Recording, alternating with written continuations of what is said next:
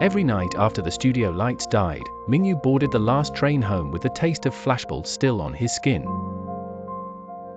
He carried his camera bag like a shield, too tired to care who else was awake in the city, until the night he noticed the man in the opposite seat. The stranger wore a dark coat, hands folded neatly in his lap, head angled just enough to suggest he was watching Mingyu and not the tunnel rushing past the windows. Mingyu looked up once, then twice. The man never blinked. He never shifted. He was there at the end of one station and still there at the end of the next, as if time had forgotten to touch him. Mingyu told himself it was exhaustion, the kind that made faces stretch and shadows lean too far.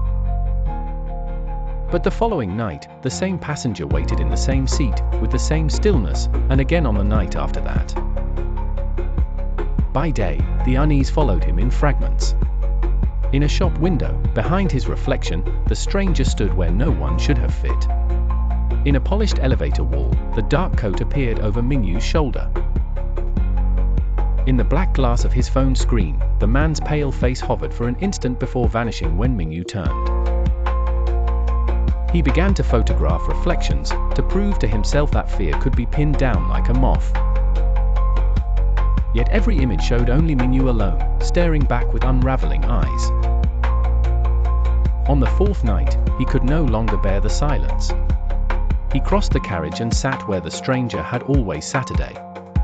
The seat was cold, but empty. He turned sharply, and the opposite bench remained vacant as well, the train swaying like a suspended breath.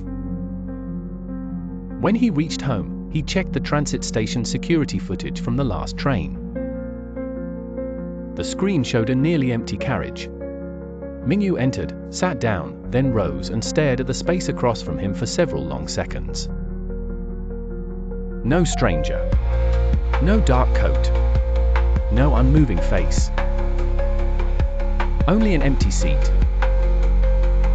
Mingyu leaned closer, heart hammering, replaying the footage again and again, searching for the moment his mind had betrayed him. Then the image stuttered. At the very end of the recording, just as the train doors opened and the screen began to fade, something appeared behind him in the glass of the carriage. A man in a dark coat. Still as death. Standing so close that his breath should have been felt. Mingyu did not remember turning around. But in the cold blue glow of the monitor, the last frame held both of them, Mingyu frozen in front of the screen, and the passenger of the last carriage looking over his shoulder, as if he had been there all along.